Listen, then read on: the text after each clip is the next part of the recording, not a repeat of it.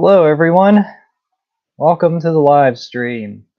So the question is the SSPX prepared to handle the influx of Latin Mass refugees?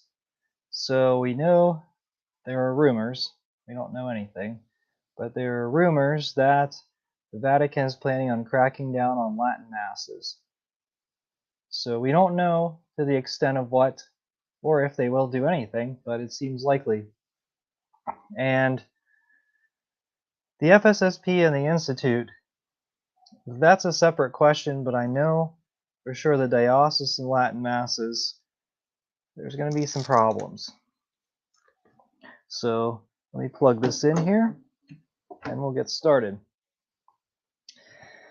All right, so first off, let's talk about something other than the SSPX. So I'm going to share my screen. Good. So let's take a look here. This is from the Archdiocese of Liverpool. That's in England. It's they say they're Catholic. The next LMNOP Catholics, Families and Friends gathering will be Sunday the 26th of February at St. Bede's Church, Appleton Village. Okay. Mass will begin at 2 p.m. and will be followed by a social gathering. All are very welcome. Take a look. There is a cross that has the LMNOP flag with the, you can see here, this is a flag of men who pretend to be women and women who pretend to be men. And in the background, notice they're very detailed there. I don't know if that, well, that's actually a smaller picture of it. In the background, they have a felt banner, so right in character. And you can see a little bit of the church here. It definitely looks a little bit modern. There's a chair. So anyway, this is why you want to go to the SSPX.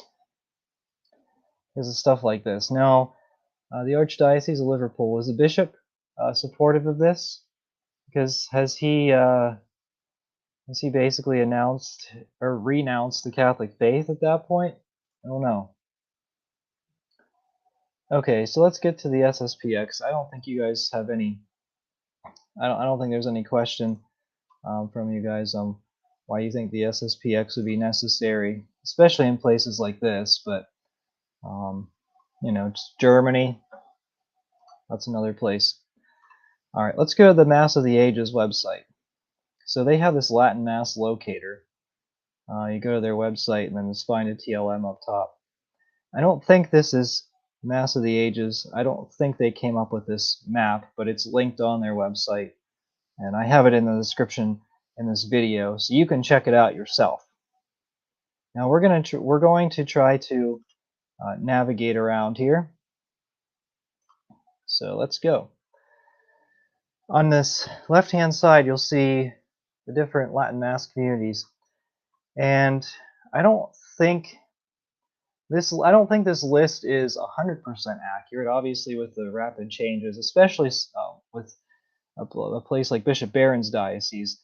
There's still a lot of uncertainty about what's going on there, but you can get a rough estimate of how many parishes and churches have the Latin Mass.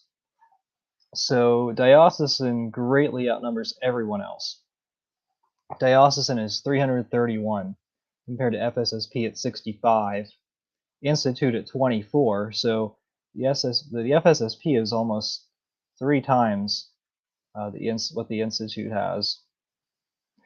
And diocesan, I mean, just completely, you know, is significantly higher than any of these. SSPX 153, so diocesan's more than double the SSPX chapels. And then you have college and other community, which I think these are like the traditional nuns, and you can obviously check that out. So when you scroll in, you know, let's say like Florida, you can see the number. There's like a number of how many parishes, but then as you scroll in further, then you can see on a map like, okay, so this is a what other community? Sacred Heart Traditional Church. Okay. This is SSPX. You can see that. I need to scroll up just a little bit so I can go back. Yeah. But then you can also say, like, okay, where are the FSSP parishes located? Oh, well, they have some in Europe as well. I don't know. I thought they had more. So this is worldwide. This isn't the United States. Well, okay. So let's take a look at SSPX. Yeah, they have some worldwide. There's more than that. I think these are just the ones that are mapped. So internationally, that's questionable if that's the extent of the international ones. But like, so let's just take a look at the FSSP. Got a little distracted there.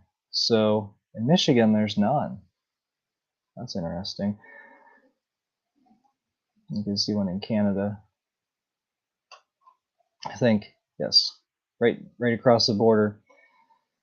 And then not a lot in New England. Sorry about that.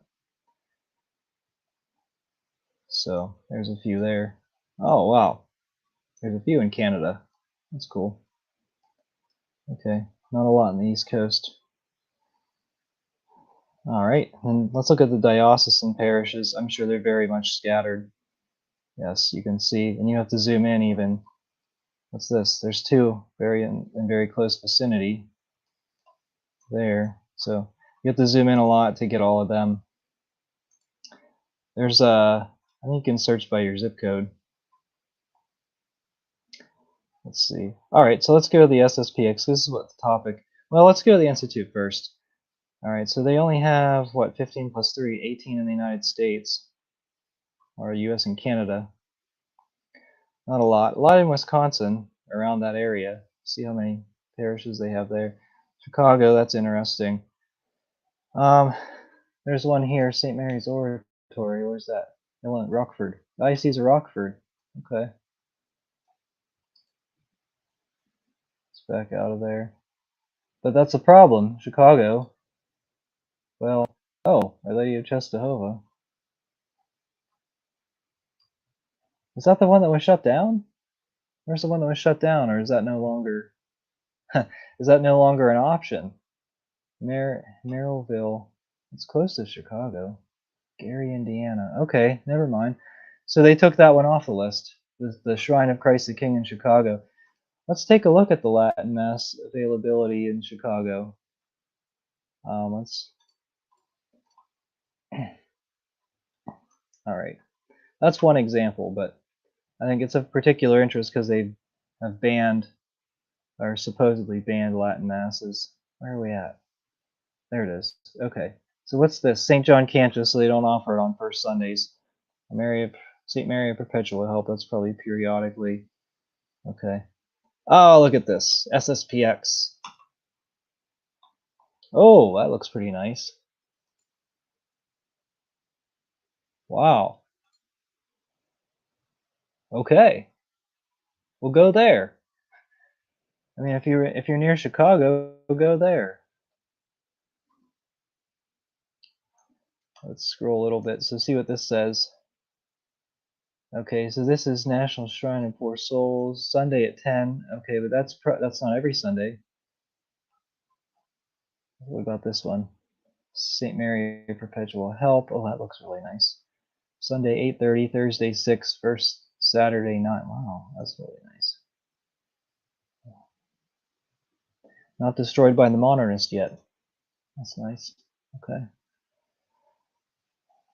Okay. So then let's. All right. So now let's go to the SSPX. So they have chapels. So you can see there's quite a few across the United States. Lots in Michigan, lots in Wisconsin, one in Chicago for those people. Indiana has several, or at least the fringes. Indiana, Kentucky, Florida. As you get out west, there's not as much population. There's a lot of, like, New Mexico, there's a lot of desert, a lot of reservations. Same with, well, this is, the Grand Canyon is basically, like, there's not a lot of people that live there. And then, of course, A lot of open space here. Utah is a big national park. Amazing scenery, but big national park. All right. So, FSSP is in Colorado. Okay. Yeah, they only have a few chapels there. All right. So I'm going to 2020. This is the SSPX assignments in 2020, in summer 2020. So this isn't going to be indicative of the current situation, but I think it gives you a good picture of where the chapels are located. Now, I haven't answered my question yet in the at the beginning of the video. Are the SSPX prepared?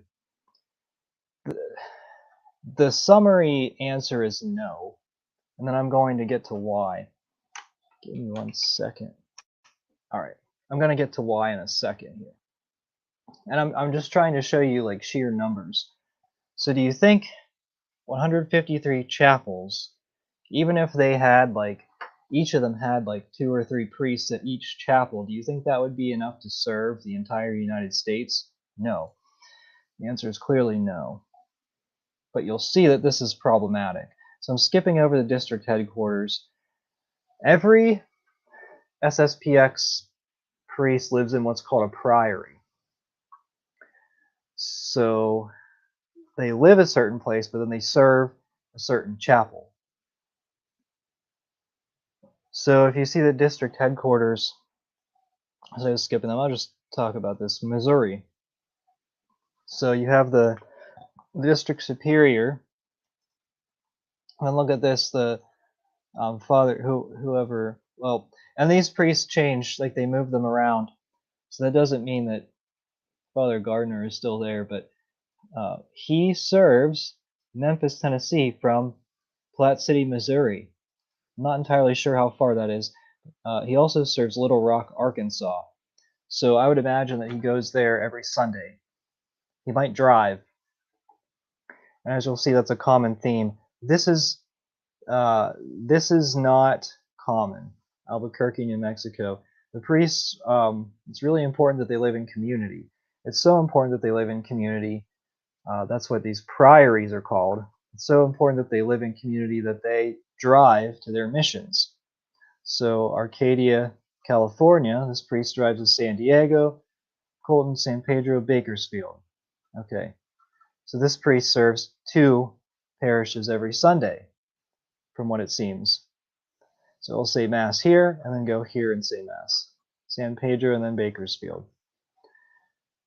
You can see it's not practical. It's not practical that these priests can fit in more parishes, because this priest is already saying Mass at 2 places. Maybe this priest, because it says other chapel. Arcadia, California is the main location, so this priest would stay here and say Mass on Sundays, while this priest goes to San Diego, or vice versa.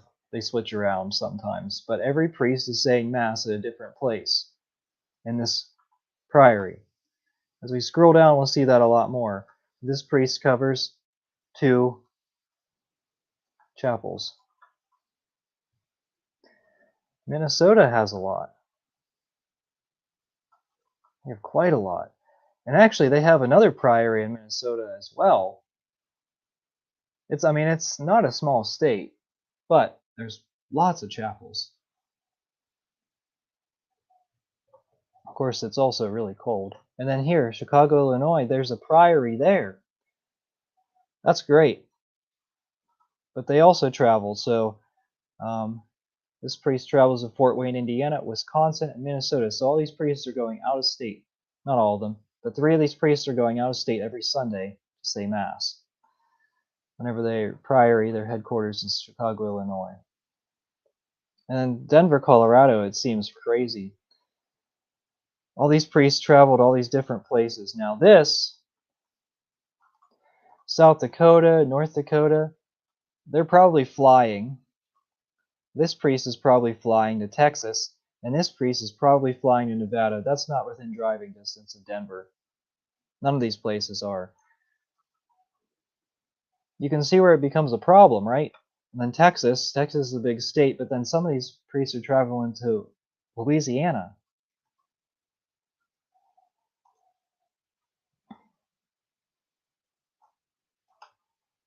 So there you go. They're traveling the whole way to Louisiana.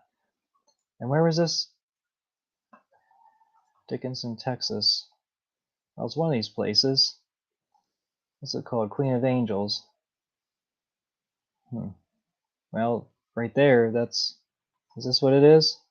Yes. This is where their priory's at, and they're traveling all these other places. That's the whole way across the state. Are they driving or flying? I don't know.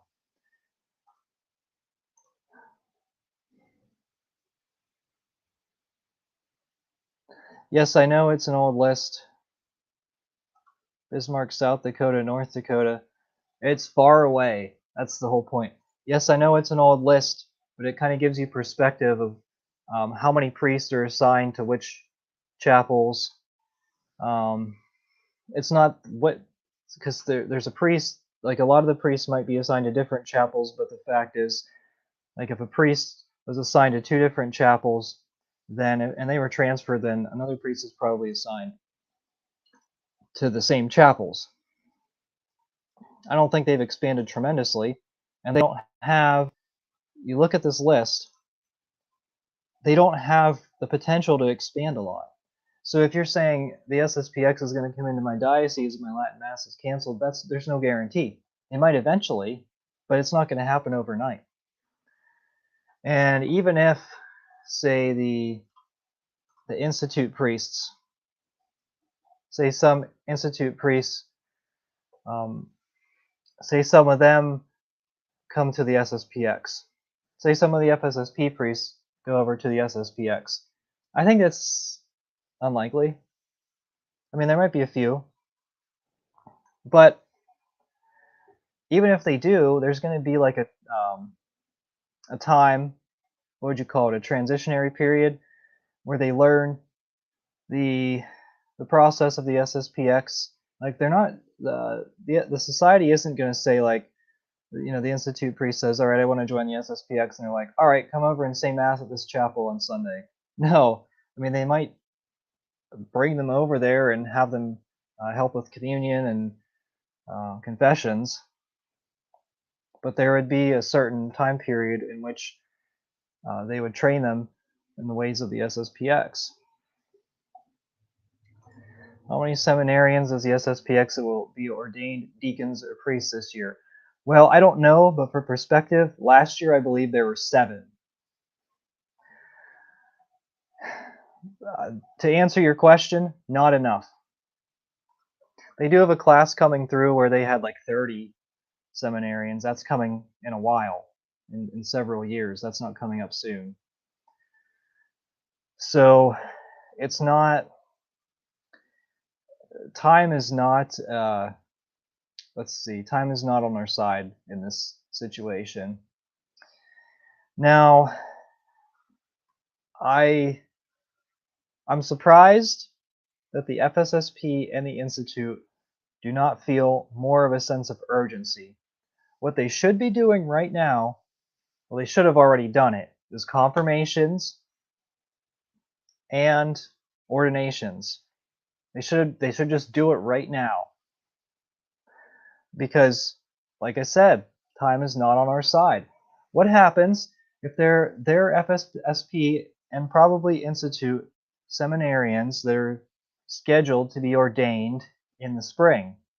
Well, what if the Vatican bans old rite ordinations? Then they won't get ordained. Come on. There's a sense of urgency. We're in a state of emergency in the church.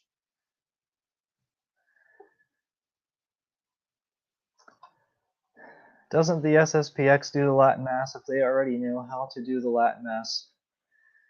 Why would they have to learn the ways of the SSPX? That's a good question. Have you been to Mass at different religious orders? There are small technicalities. Maybe not even in the Mass, but in the practices of the lives of the priests. But no, they want to do things their way. So I don't think it would be very common for an FSSP priest to switch to the Institute or Institute to switch to the FSSP. In fact, I think that would be highly unlikely that would ever happen. It would only be those priests going to the SSPX, and I don't know if that has even happened since the FSSP broke from the SSPX in, I think, the early 90s. There are small technicalities in the masses. I also think that, and I don't want this to come across sounding negative towards any of the orders, but the Ecclesia Dei communities, FSSP and Institute, they may be a little bit too much into Vatican II for the SSPX, for the liking of the SSPX, and so they're going to want to train them to bring them more in line with the ideas of the SSPX. So they will. Every order has its own charism. It's not just the Latin Mass, and I think, when you go to a Latin Mass, a different religious order, so SSPX, FSSP, if you go to one of each, you'll see very subtle differences. Where was I going with that? Every order has its own charism.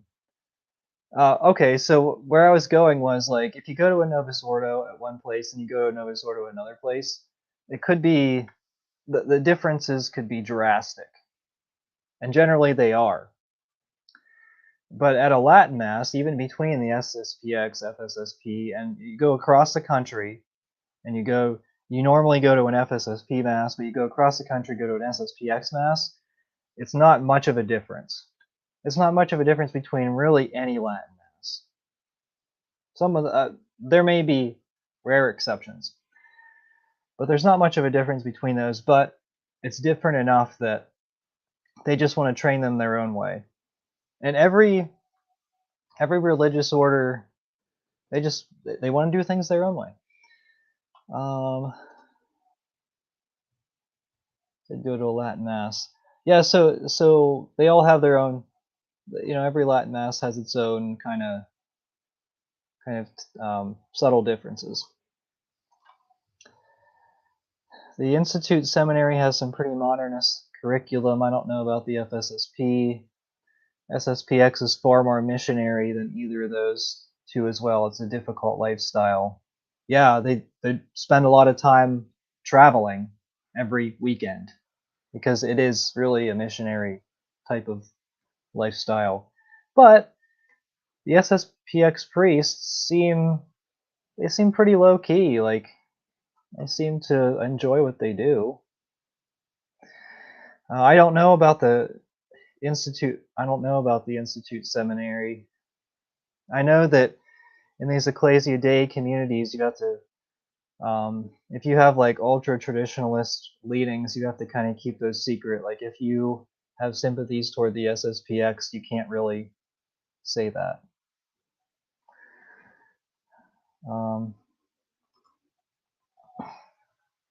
I believe there would be a significant amount the SSPX would have to reteach. That's the whole reason SSPX has a priest training program. So this is kind of what I was getting at. If a diocesan priest says the Latin Mass, then he is accustomed to the Vatican II culture. He has accepted Vatican II, and at least tips the cap to Vatican II. In the Novus Ordo, the diocesan priests that say the Latin Mass probably say the Novus Ordo. Over 90% of their masses are probably Novus Ordo. Because if you look, if they have a daily Mass, that's 6 days a week, and then they have the Saturday evening Novus Ordo. So we'll give that 6. I mean, I don't know if they say that's 7. And then they have 1 or 2 Sunday Masses, so that's 8 or 9. and then 1 Latin Mass. So basically 10% of the masses that they say are the Latin Mass. So they're not very well trained in that. So that would be they'd have to make that transition there. Institute and FSSP are different, but they're still participating in the diocese. The Institute, actually, they're allowed to go to the Chrism Mass like before Holy Thursday. The FSSP did not, but I know that some of them have participated in Novus Ordos.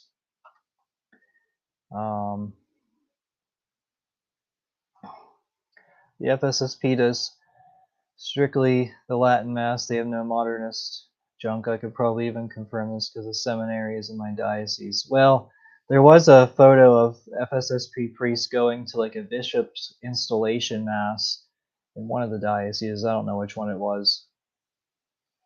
So that's obviously Novus Ordo. But yeah, you guys check out the map. I think it'll be, you'll be able to see if there's anything close to you. I think this was by far the most helpful map that I have found of Latin masses, and obviously it's changing as we speak. It's just rapidly changing. But you could help them update it. Send them some information. Anyway, I think that's it. I think I'll end it there. So, all right. I hope you guys got something out of this video. I don't think the SSPX are necessarily prepared to expand. They'll serve whoever comes to their chapels, but I think expansion is going to be very slow. They just need more priests, and that's going to take a while. It doesn't happen overnight. It should, for some of these religious orders, they should be ordaining priests left and right, but they're not. That's what we have to deal with. All right, well, thank you so much for watching. We are the laity, and we will not be silent.